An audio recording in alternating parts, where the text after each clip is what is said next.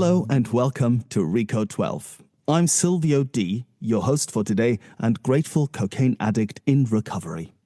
The one and only Justin B can't be with us today, so he's asked me to fill in for him.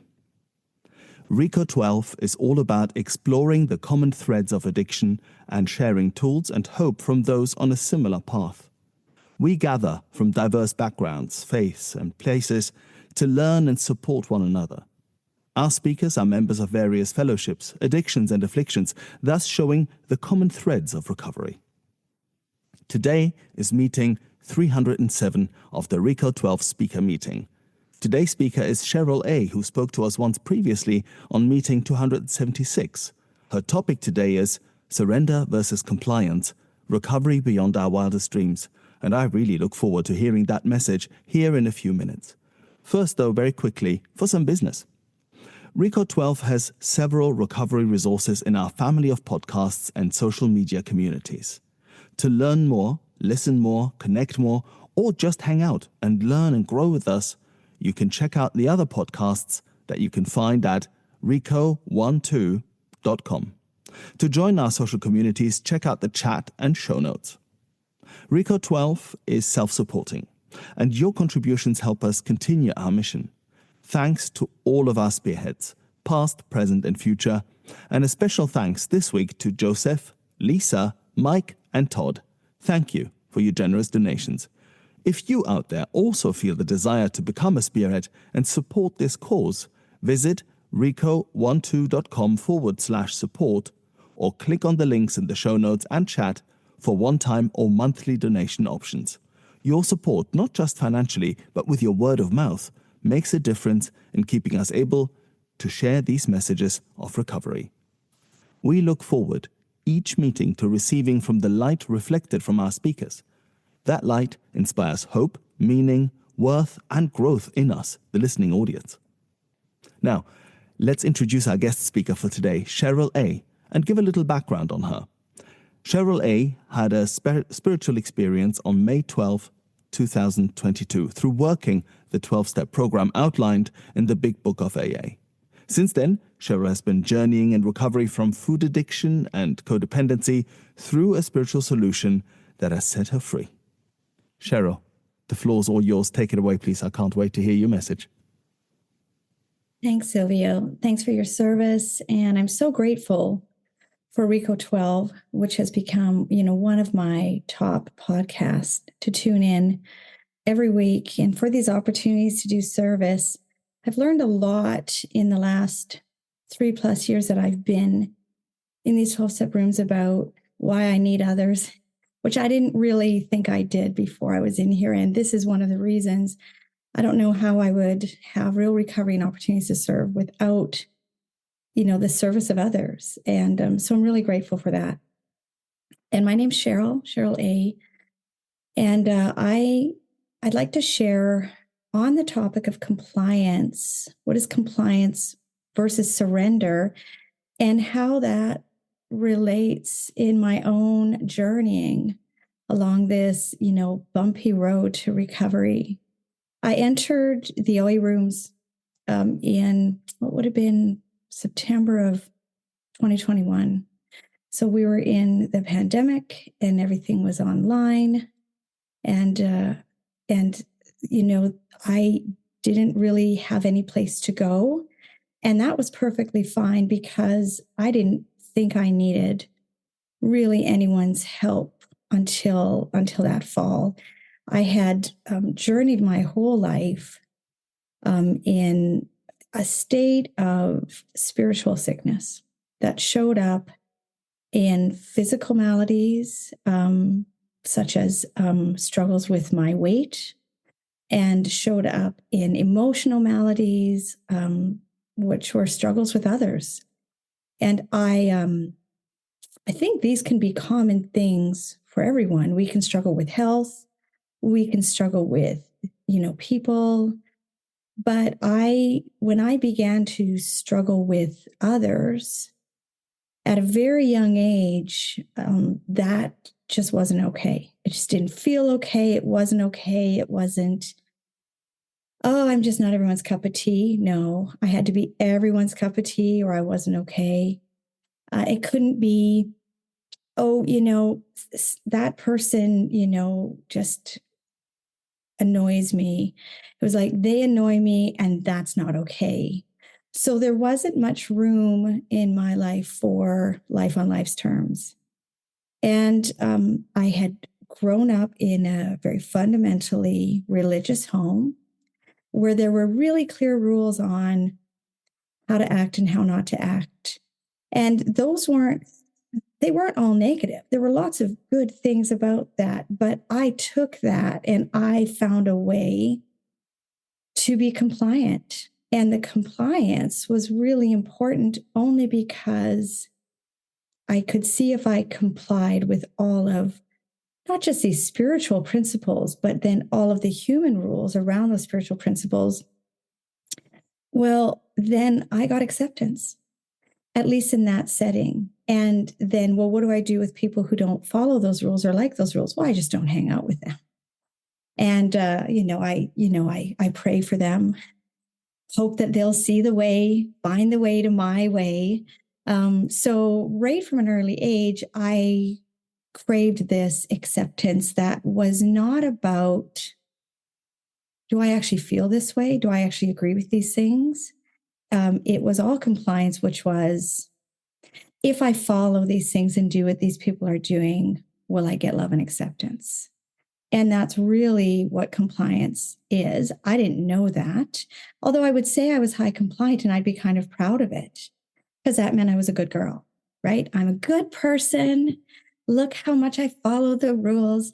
And I just did that at an exceptional level, which how that showed up in that kind of codependent ways was either I'm fully enmeshed with those people whose love and acceptance I want.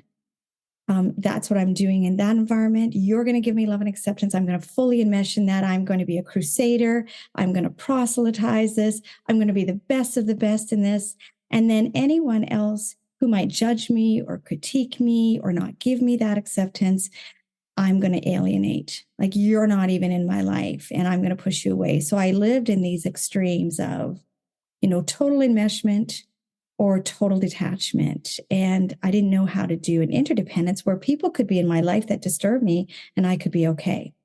Well, then these feelings, I don't know what to do with. And I discovered food was like accepted in so many places. You could go anywhere and you could eat and people loved it and encouraged it. And it brought people together. It gave social connection.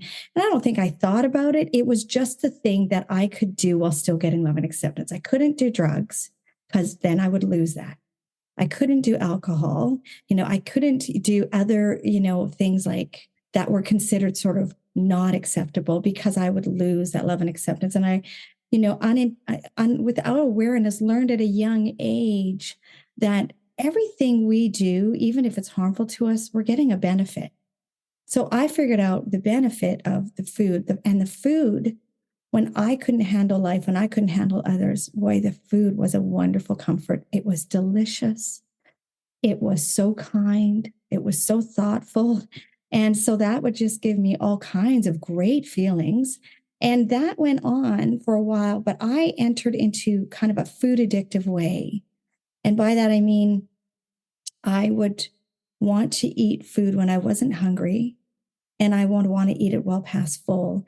I did that fully as a raging addict. There was no quiet transition into that because I was already really disturbed by life. So I had all kinds of things I needed to eat for. I mean, this person didn't do what I wanted, and my brother's so mean, and my parents are controlling, and how come I'm not the most popular person in the room? I mean, there was just no end to the things that bothered me. And it wasn't this saying like, well, I just can't have everything my way. No, I mean, I think one of the false beliefs I carried was I have to have everything my way or I'm not okay. And I didn't say that out loud. But it was in there. It was a belief I held that I wasn't okay unless everything went my way. So food was really handy. Food really began to serve a purpose until it didn't. And this is what happens in addiction. right? Like we find something that makes us feel better, whether it's like the alcoholic who's like, oh, I feel I can relax. I feel I can, the shy person who can now talk, or, the drug addict who's like, oh, it's really nice when the world's a bit hazy. It's not so harsh, right? Like we all do these things that truly at one point they start out being helpful and it becomes an addiction because, it turns around and it becomes really harmful. And so that would show up in my weight. And so then I'd be like, well, I got to get rid of my weight. My weight was the problem, not just my weight. I mean, this was where nothing was good enough. Like I'm not tall enough and I'm not thin enough. And, how come my nose isn't like this? And how come my teeth aren't like this? I mean, there was just no end to what I thought needed fixing. And I don't know somehow, and this is, I learned that part of what addiction did for me was it allowed me to live in some really dishonest, defective ways. So the dishonesty, I don't know what it was, but I remember carrying around this picture of like Uma Thurman, in my wallet to inspire me. I don't know how I thought I was going to lose weight and, grow 8 inches and lose my shape. But these are the delusions, truly the delusions I carried. And I, as an addict, am fully delusional. So I'm going to solve the weight problem. And then, don't I'm going to be the most liked, most loved, most attractive, tall, completely doesn't look like me. My hair is all of a sudden we're actually going to be 10 inches longer and billowy. And, like these are the delusions I carried. And so the weight was going to solve that. But the problem with the weight is the weight's tied to my food addiction. And that took me a long time to see. I just saw the weight as another problem. And then I'd lose the weight and then I'd gain the weight. And I tried different diets and restrictions, and then I try sneaky ways to get around it. I tried like calorie counting. I loved calorie counting because I also loved to what am I trying to do? I'm trying to control everything, right? These are the defects that are really getting all agitated. Well, I can control my calories. How many times did I go, okay, if I just stick to these calories every day, this app says by this date, I'll be this weight. And I could do it for a while. And maybe in my 20s, I could do it longer. But I couldn't follow it perfectly. And that became a problem because I was tightly white knuckling control over the food to achieve this weight or this appearance, this idea in my head, this fantasy. And then if I slipped at all, I was like tumbling head over heels down the mountain of despair, right? And I couldn't stop. So it took me a long time to realize, oh, this is what an addict is. I'm not just somebody who's formed some sort of bad, or sort of, not bad, but unhealthy habits over time. I mean, I'm not just like, oh, I got a desk job and I stopped moving and I'm eating out too much. I just need to, do a little bit of habit developments, maybe like figure out some strategies to be more disciplined, form a routine. No, that wasn't me. And I have people in my life that were like me. For me, it was, I have to stop compulsively eating or I am binging. That's all it was. Like either I'm completely restricting or I'm fully into the food. There's no halfway. It was just like how I would show up in connections with people. You're either like, we are either fully enmeshed or you're not in my life at all. So the food is either like I'm fully enmeshed with the food or I'm trying to, ban it. And I tried different foods. So I tried to solve it with my mind. My sick mind is trying to solve my sick mind. Well, I'll just learn all about, the molecular constructions of these foods and how they're breaking down in my system and how much glycogen do I need to do this activity to say I can eat this much and how much of this food will make me full enough. I mean, this was the insanity for me because it didn't matter how I approached the food. When I started compulsively eating, I couldn't stop. Didn't matter what the food was. And of course, I had my favorite foods.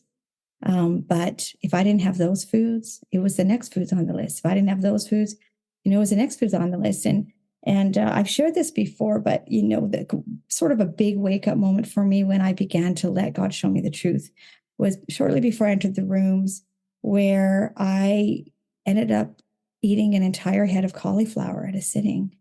And it did not feel well. It's not a great feeling to eat that much cauliflower at once. And of course, made light of it and joked about it, but was really embarrassed and thought, how can I even go to emergency to say, here, like I would be the one going, oh, I'm not sure what's going on. And then wouldn't have the heart for them to like find out the truth. So I just endured that. But then I began to go, there's something insane going on here that's not really about the food. And that was the beginning of realizing what addiction really is. And addiction really is something that I'm using that is numbing me, blinding me, hiding from me the truth about something I don't want to accept. And for me, that was life. And so I do recall the summer before I came into the 12-step rooms. I was out on the trails talking with a friend who I hadn't seen for a while because it's pandemic. Everybody's locked down. Everybody's depressed. Everybody's not doing well. And this guy who'd always been nice, but not really a happy guy, he's like ear to ear grin. Isn't today great? Aren't the trails beautiful? And I'm thinking, what's happened? And so I asked him, I said, hey, how are you doing? It's most of the people I'm connecting with, they're not doing well. And he shared how when the pandemic hit and everything locked down, he lost all of his social buddies, and they were his drinking buddies. And he lost his drinking buddies and still wanted to drink. And then he found that when he tried to stop drinking, he was drinking alone. Well, I almost want to say top of the list. How do I know I'm an addict? How much of what do I do it in secret? And so he said, yeah, then I'm drinking alone. And then I'm feeling like, this doesn't feel healthy. So then trying not to drink. And then he's stopping for a few days, and then he's in and he's having blackouts. And so he realized, oh, I've got a problem, which I identified with that. I thought, oh, here I've got a husband and 3 teenage girls, and they just think I've got like thyroid issues because they don't ever see me overeat. They've never seen me binge. And so they're just very kind and sympathetic. I'm not talking about it. I'm just like, oh, what can you do? Just, I gain weight easily. It's just like my body's cursed. I've lost so many times. I've had my metabolism and thyroid checked. And so I've got this sympathy, but here's the truth. I mean, everything I'm doing in my, disease and my sickness is behind closed doors. So he starts talking about that. And I think, oh yeah, I do so much eating in secret. And then he said he realized he needed help, and he went to an AA meeting, and he found somebody who was an alcoholic like him, who had done that hiding and sneaking and behind closed doors, trying to stop, then getting worse, trying to stop again, that constant like stop, start, stop, start. I was like, oh yeah. I mean, the cycle of addiction, I began to see it. Began to look back, and it was like, no, I didn't try this diet, which didn't work, and then that diet, which didn't work, and then that program, which didn't work. I mean, I paid for a 4-week course on how to chew food slowly, right? Because I thought that was the problem. Oh, I'm going to go do some therapy and solve that problem. I'm going to go and like get rid of these situations and these people because they make me eat, and I'm going to solve that problem.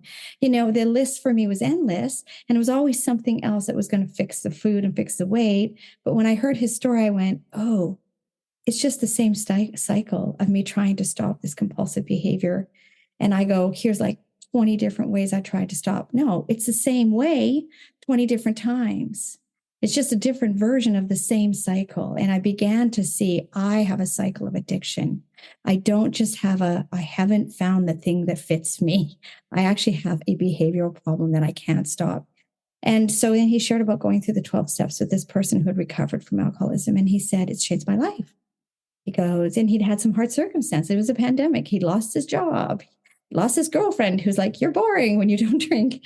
They lived together, so he had to find a place to couch surf. And so it's not that his life had gotten better, but he said, oh, it's such a great way of living. I'm so free. I don't fight the cravings. I don't have to fight the alcohol. I just feel I'm so useful. And I thought, I want what he has. And that was when I realized I have a mental obsession. That's what's driving me crazy. And the mental obsession is I can't get the food out of my head.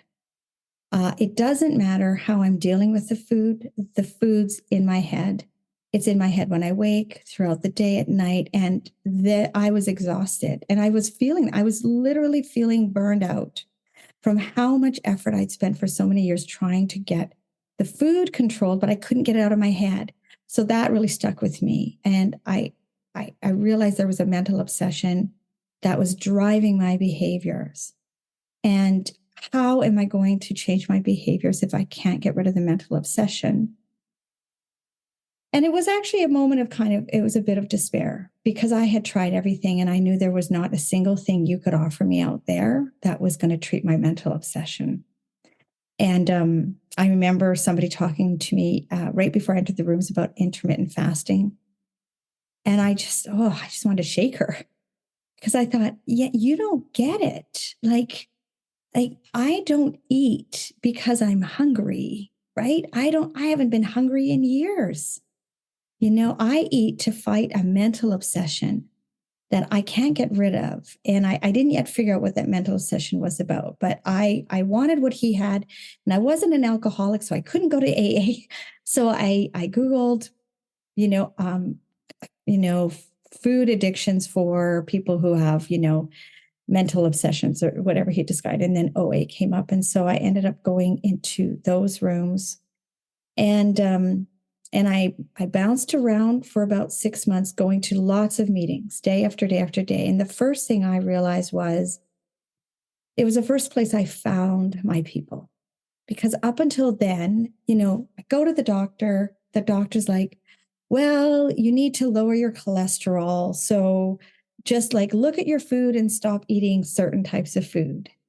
And I'd be thinking, okay, yeah, I hadn't thought of that, like that. I don't want to be 30 with high cholesterol, which is the first time that happened.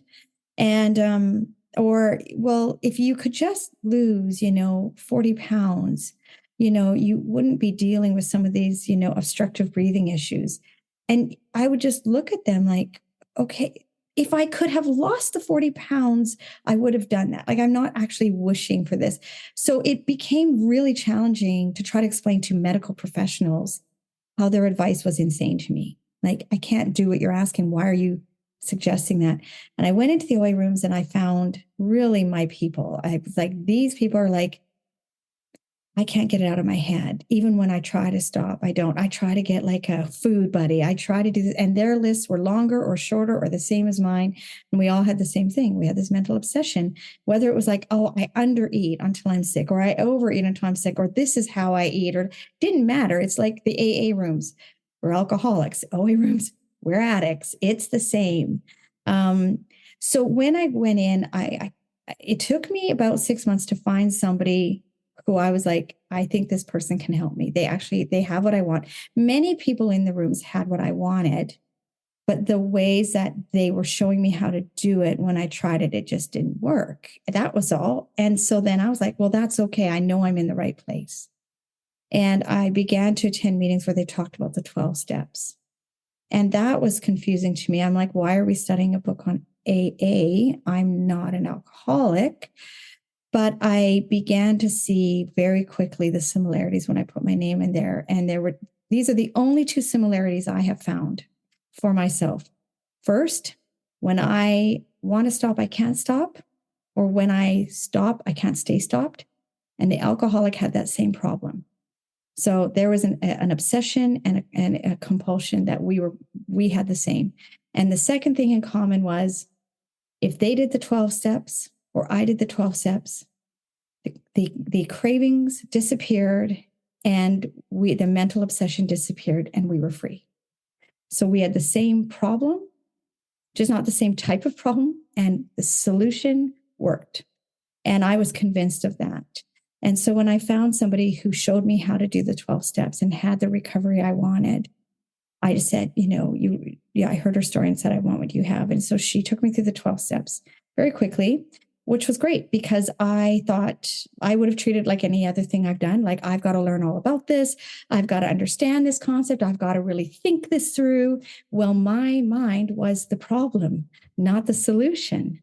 So my food was the solution to my mind, which was the problem. And what this is, it's a spiritual solution. And I'm so grateful for that because really what it was is I'm the problem. God is the solution. God of my understanding is the solution.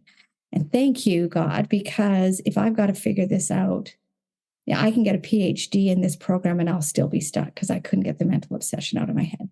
So she took me through the steps quickly and I had a spiritual experience. And I began to walk in this way of living. And that has been a journey in what does recovery look and feel like? And I've discovered some things. First of all, I've discovered I still crave compliance. I love compliance. And I hated being told what to do. So, well, that's a problem.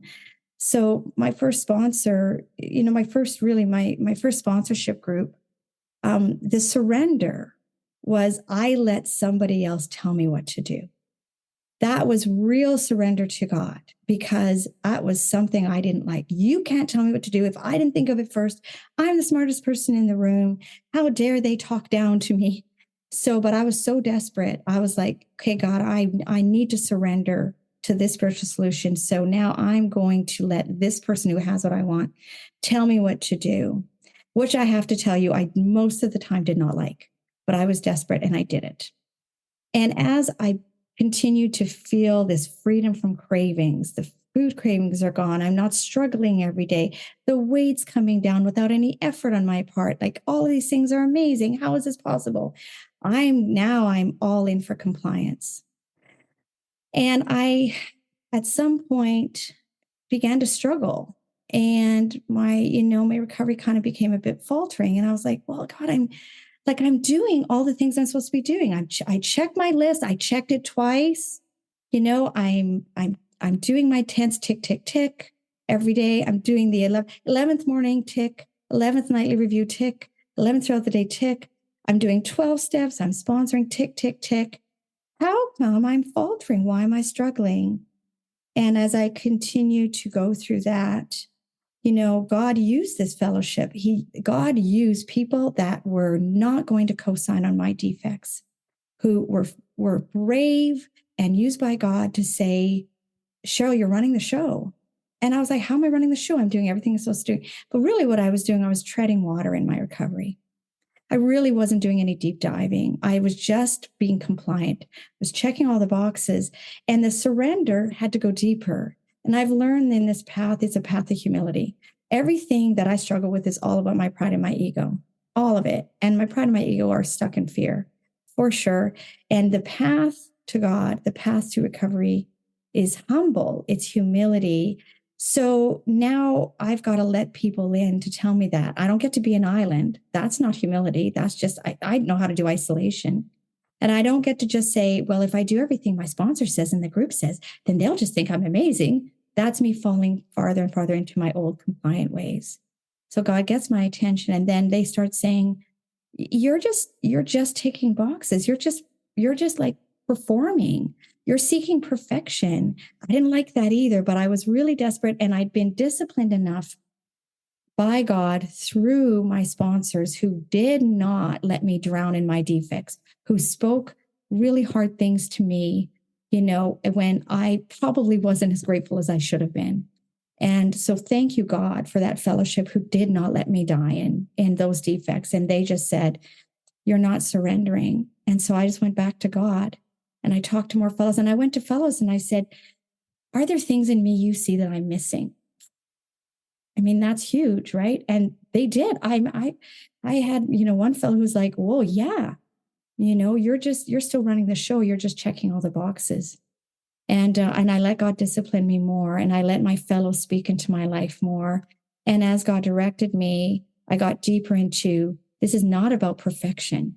This is not about, did I do exactly what my food plan's supposed to be? Did I reach out 3 times to this many people? That is not surrender. Surrender is, I believe that there's a power greater than me, who in everything in my life can take care of me and loves me, and nothing around me has to be better or worse for me to be okay, because this higher power has got me. Like, I'm doing the trust fall backwards into their arms, and all this stuff I do to connect with them is to connect with them.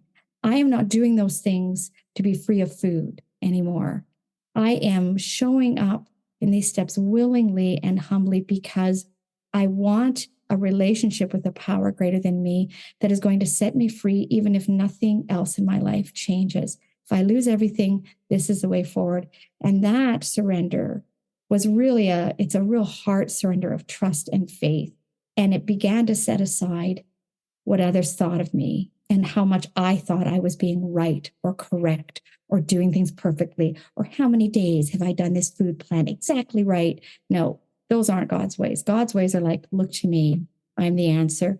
I will give you the strength you need for the day, and it doesn't have to be perfect. So I'm going to wrap that up to say I'm really grateful for this path of surrender that I learned bit by bit, and God showed up for me where I was at. The surrender I did at the start was still surrender. And the surrender I'm doing now, it still counts, even though it's not even close to where it's going to be. The only proper use of my will each day is surrendering my will today, knowing that my program of action doesn't look the same because I'm growing and I'm changing, and God is showing me that along the way. So I get to have progress. I get to make mistakes. I get to fail. I get to have days where sometimes I have a meal where I get like compulsive, and then God picks me right up. I have a beautifully imperfect program. The fellows in my life see my imperfections. I let them in. People in my life show up imperfectly, harm me. I don't push them away. It is a beautiful way of living that has really set me free.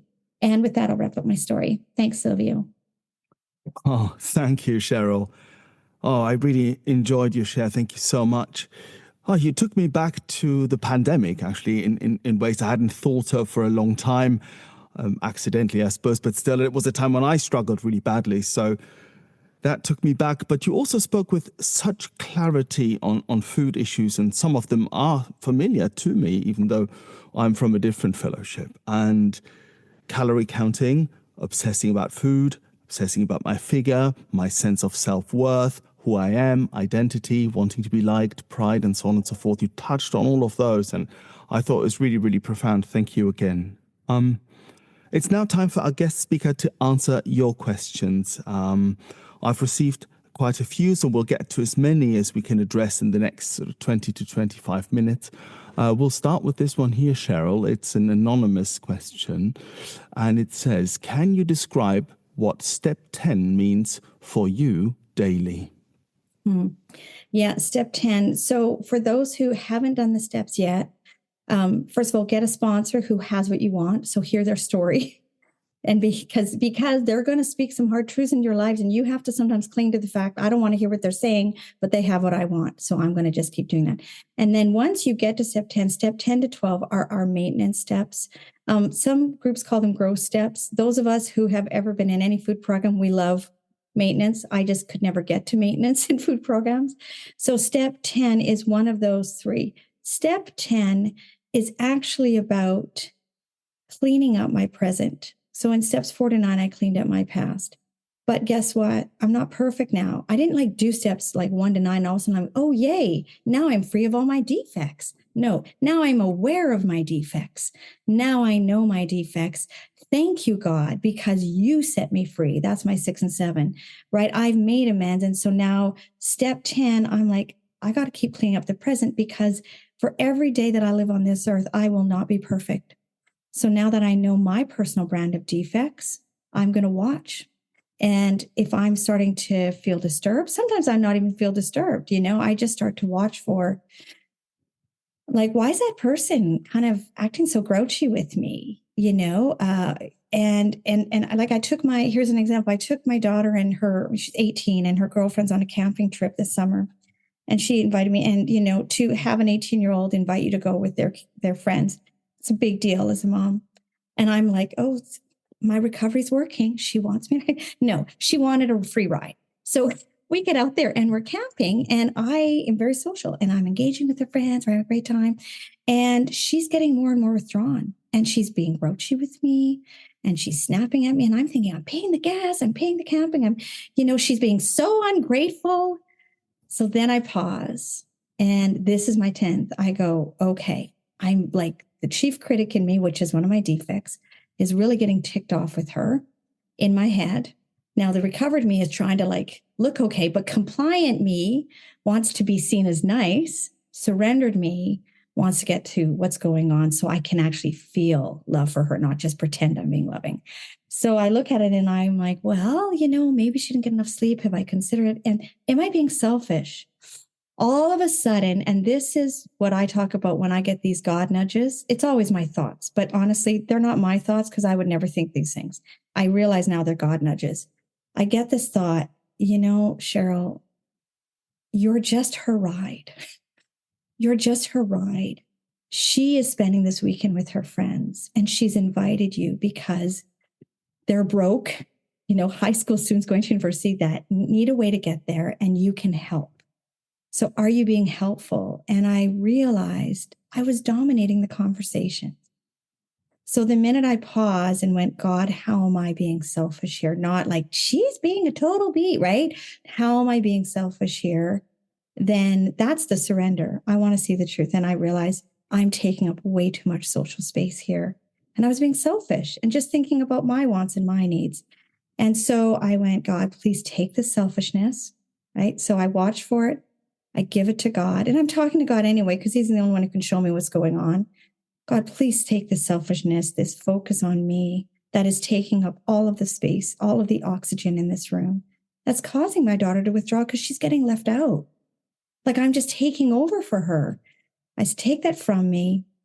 Show me how you want me to be right now, which is loving and tolerant. That's our code. And then I did a harm, but here's my amend that I would say was a living amend. I shut up. Right? That was my amend. I was like, I'm just going to shut up.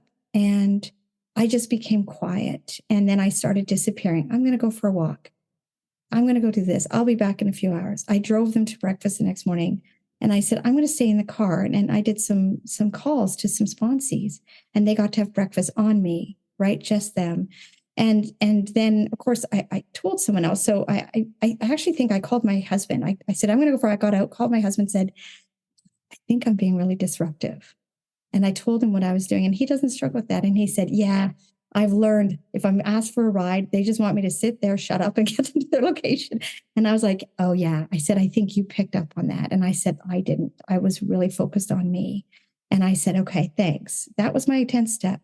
But the 10th step wasn't like, I'm feeling selfish or I'm being dishonest, or, it wasn't like this checklist, which is what it used to be. It was like tick, tick, tick, tick. It was like, God, show me what I'm doing here so I can be corrected and show up differently. That moment began to change radically how I began to show up every day for my daughters. Because once I saw it, I was like, I don't want to do that. So that would be an example of a 10 step. Oh, and a great example it is. One of the major things I took from this, just very quickly, is the word pause. When you said that, I thought, yeah, something good is afoot here. And it is something that I would have probably done the exact same thing. Go in, be fun with everybody, be engaging, be part of when really, as you said, all they wanted was a ride. Really wonderfully put there. Thank you. We've got another anonymous question here, and that is, what do you do when it feels like you're quote unquote performing recovery? As in being abstinent, but not experiencing serenity? Mm-hmm. I think that they hit the nail on the head. I'm not experiencing serenity. That's usually how I know. And I call my recovery faltering recovery, because first of all, keep in mind, I'm not an alcoholic. right? And so I don't have a 3-day blackout and end up naked in a park, right? From binging. My compulsive eating is not an alcoholic. I am not a drug addict. I am not a guy. I can only associate with, I'm an addict like you. I understand what that means. And the 12 steps work for me. How that looks and what I need for a solution, that may not be the same. So what happens for me is when I am doing the checklist, which is really me falling into perfectionism, performance, I generally lose my serenity. I start to feel just that unease inside. Sometimes I don't notice it because I'm really good as a codependent with like being super busy. That's what I used to do. That's my performing. I'm going to be super busy. I'm going to be the busiest person in the room. That's going to make me feel so important. Everyone needs me. Look at everything I'm accomplishing, So I could miss a lot of that when I was busy. And that was actually where I ended up faltering in my recovery. And I don't call it losing abstinence, but I was really definitely losing serenity, which I began to realize. I came in the rooms thinking I wanted to get rid of the food obsession, but I really wanted serenity. Like, give me peace of mind, And so where I began to have that faltering sort of started getting, and I don't even think I noticed I was in the food because my sickness will always lie to my sick mind.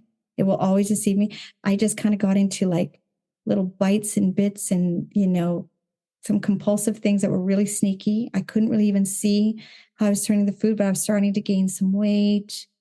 I was starting to have some disruptive relations around me at work. Like I was getting annoyed. I would do like the same 10 step on, that person at work, like 10 times in the same day. So I was getting stuck. So I wasn't really getting to what was going on. Right. And the food would help with that. But the busyness was what really affected my recovery there, because what was really happening was I was so busy.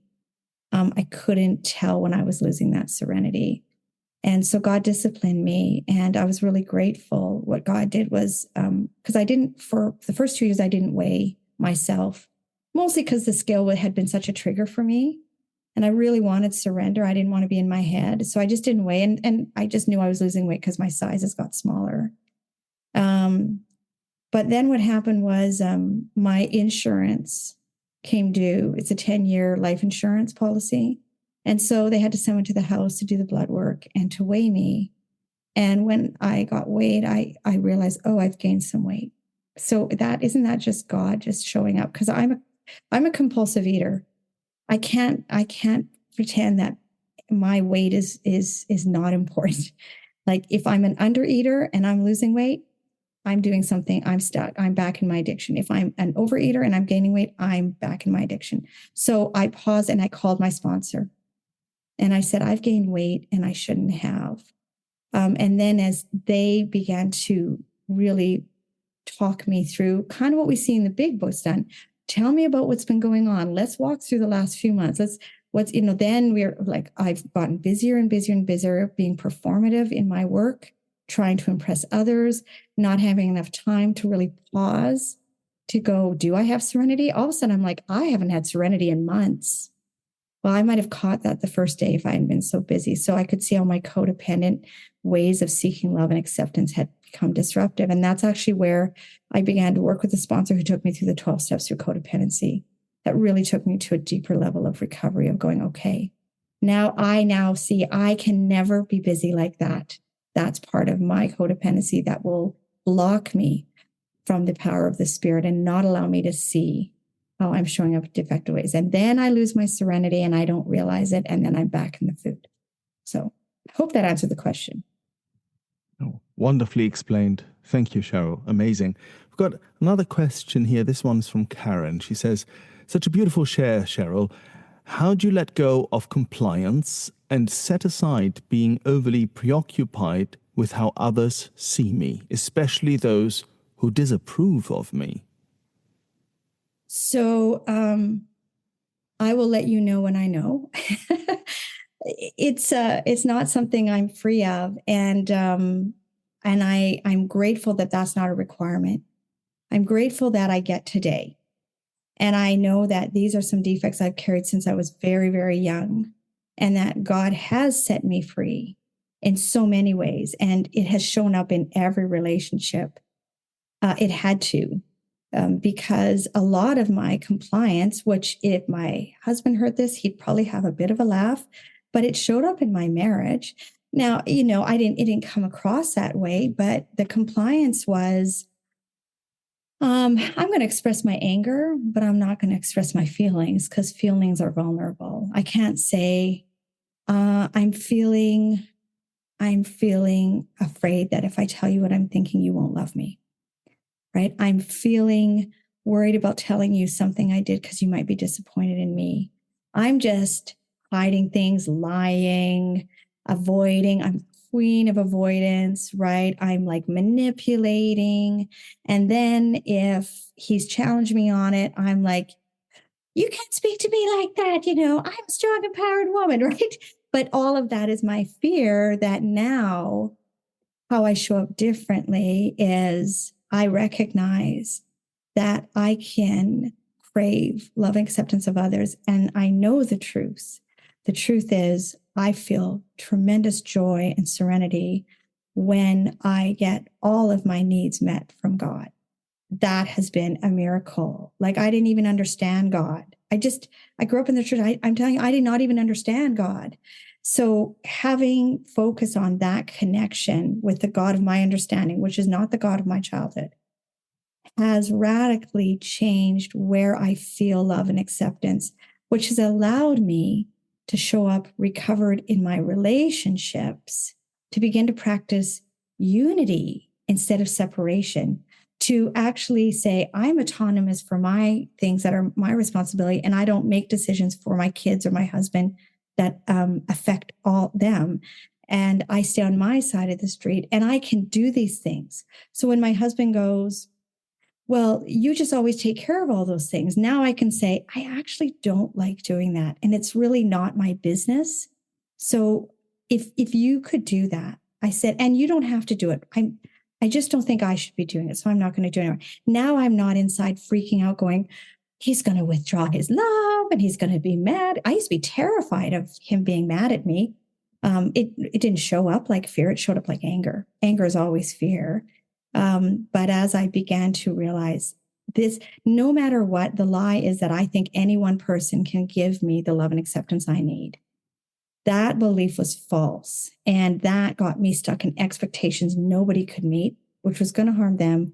And it was going to harm me. So that connecting with a higher power helped me see nobody can do what God can do for me. They just can't. Why am I expecting that? And then realizing I'm not everyone's cup of tea. So there's some people, I just rub them the wrong way to this day in the rooms and going, okay, now, am I doing something that's harmful? And God shows me what he shows me. I mean, thank goodness God doesn't show me all my defects right away, or I would be in a fetal position. But God shows me what God shows me in his timing, not in other people's timing. And it's okay if people don't like me. Like my value doesn't change because one person likes me, one person doesn't. But I couldn't realize that until I let go of the false belief that they had to like me and started going, God is the one who is enough for me everywhere all the time. Great. Thank you, Sheryl. We've got two more questions here, which I'd like to get to. This one's anonymous. And the question is, what does abstinence look like? And how did you work the steps in OA? Mm-hmm. Well, so abstinence in food addiction, my experience has been that it is a term that is used a lot. And I think it has different meanings for different people. And in fact, one person that has tremendous recovery that I value there and put in my life, she would have described herself as abstinent. But when she dug into it, she goes, no, I'm talking about recovery, right? Because abstinence is exactly the definition. It's refraining from a certain activity, right? So for the alcoholics, it's refraining from drinking. For the compulsive eater who has food behaviors, it's refraining from eating when you're not hungry. Well, that's for any food addict. And for some people with food addiction, it might be refraining from certain foods that they just find their body really reacts to. Like, I'm not predisposed to diabetes, so I might not have certain reactions to foods to somebody who does. Somebody who has certain conditions might react to different foods. I don't know. So, but I think the preoccupation with abstinence is an intention to say, I want to be free from the food. Of course. I heard a podcast, I think it was on here, by Chris. He was one of your speakers. And he said, what we focus on is what we fight with. And I think there's merit to that.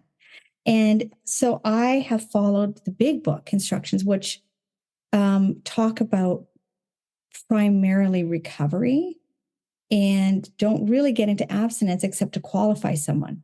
This is a person who needed to abstain from alcohol. I'm a person who needs to abstain from compulsive eating. Once I've qualified, what I really need for freedom is recovery, which the big book says it's a spiritual experience that brings about a physical and mental or emotional change. So I kept focusing on the physical changes or the physical, refraining, or even like the emotional, like I'm not going to say what I'm thinking, but that would drive me to the food. And I didn't really get it. I needed to flip the script. I'm like, the solution here is spiritual. I have to focus on the spiritual solution, which then sets me free physically and emotionally. So then whatever I need to do with the food, God shows me. And that could be different for each person. And I have found in my experience, I have seen people do a variety of things around the food that are addicts. And surprise, surprise to me, guess what, Sheryl? They don't all do what you do. And guess what? They're recovered too. So God has really humbled me to go, I don't get to decide what somebody's recovery is supposed to look like. If they have real recovery, thank you, God. Isn't that the point? Thank you, God. They have real recovery, whether that looks the way my food does or my food doesn't. And when I take someone through the steps, I just say, let's get in the steps. Let's get to the spiritual solution. When we're done that, you want to talk about the food, talk about the food. I'm not a nutritionist. I might suggest you go do this. I don't know what you need. God knows what you need. Our bodies are so complex. Please don't ask me what you need. I can tell you what I do, and you might find it works and you might find it doesn't. Here's what works. The 12 steps that lead us into a spiritual solution. That's it.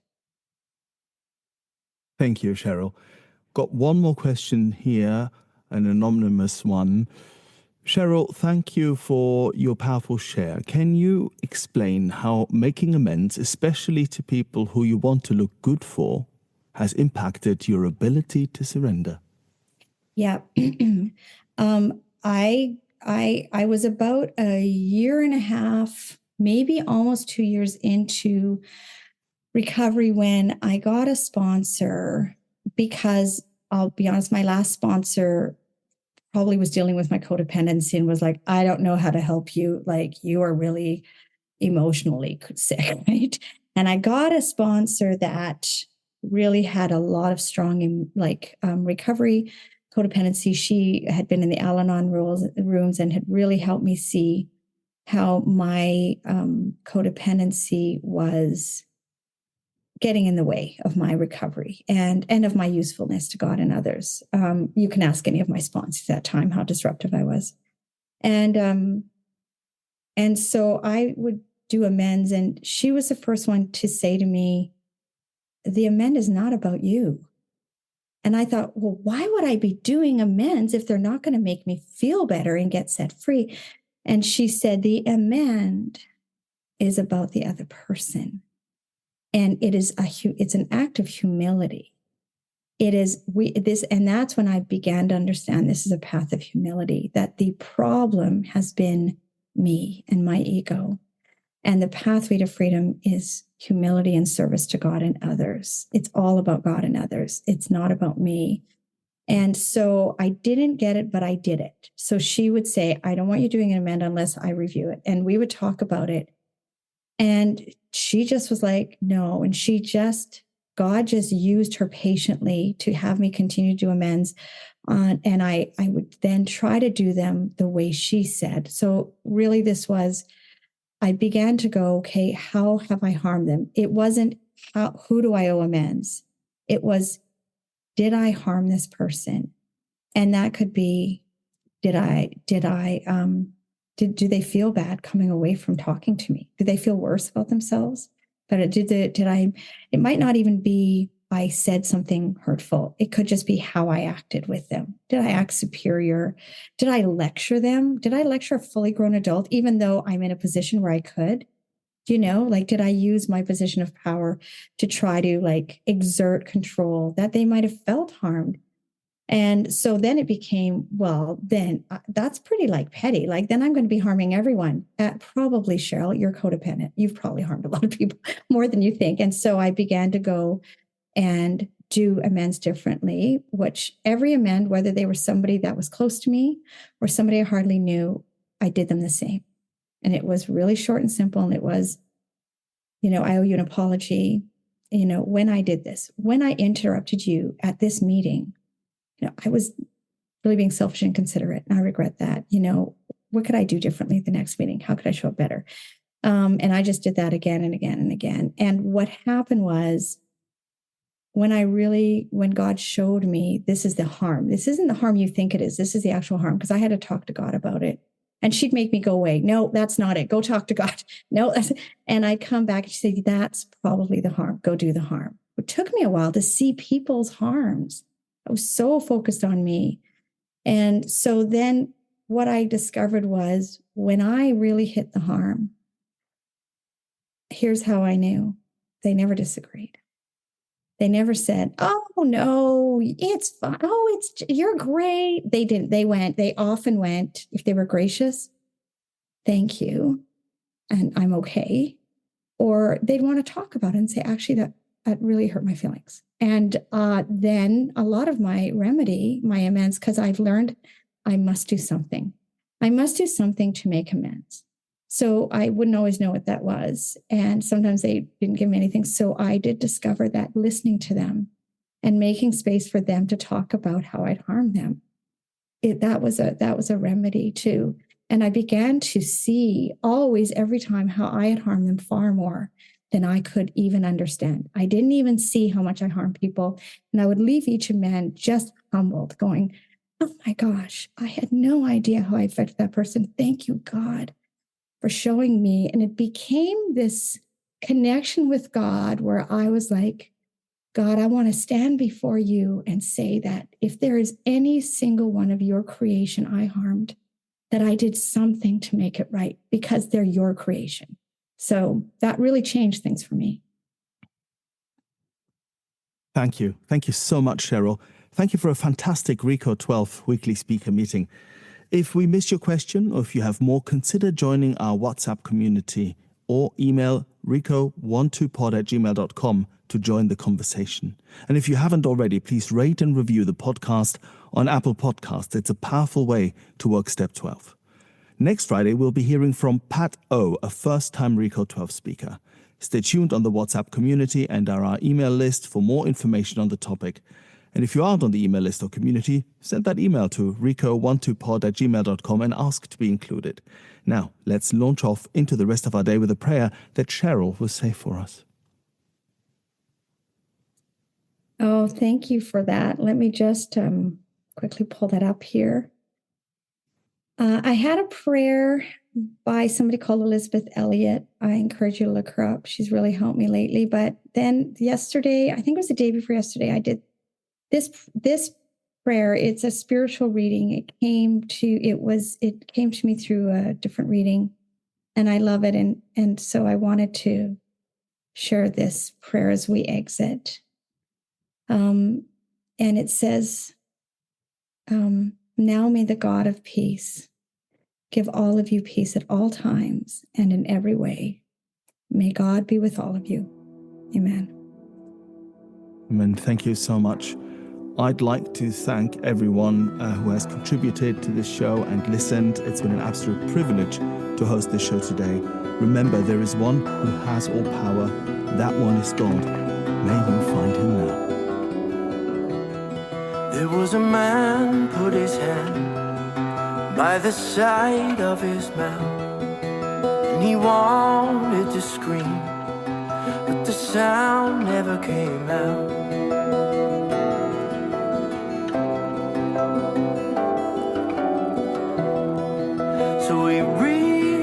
for the bottle to wash the pain away.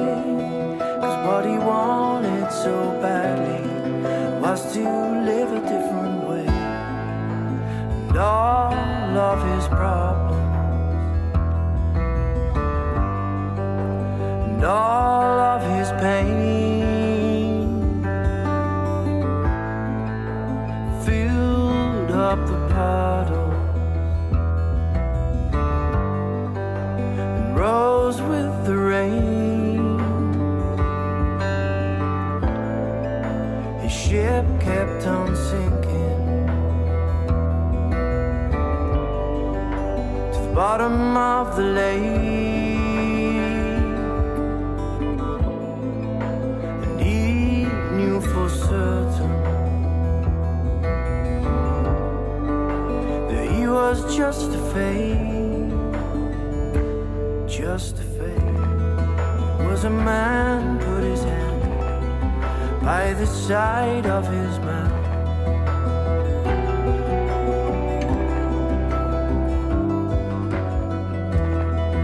and he wanted to share, but only lies ever came out.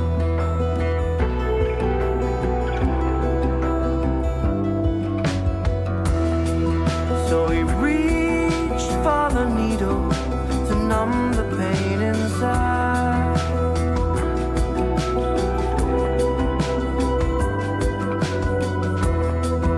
And the truth that he yearned for shriveled up and died.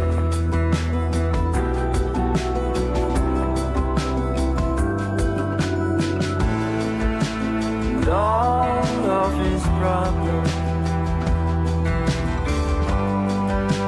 and all of his pain filled up the puddle, rose with the rain. The ship kept on sinking to the bottom of the lake, and he knew for certain that he was just a fake, just a fake.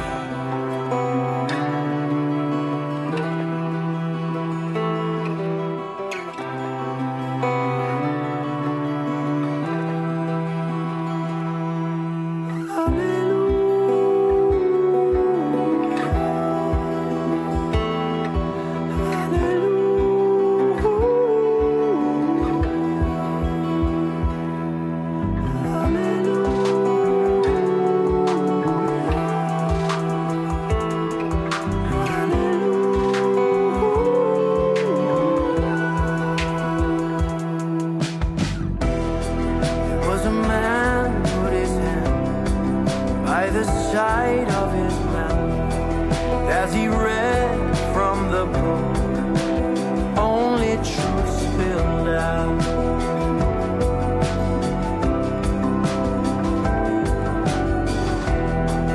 So he reached for a power to help him through the night.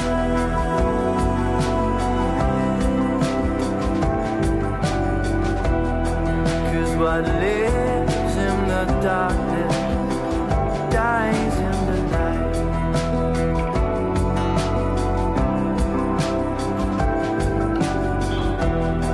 Yeah, what lives in the darkness dies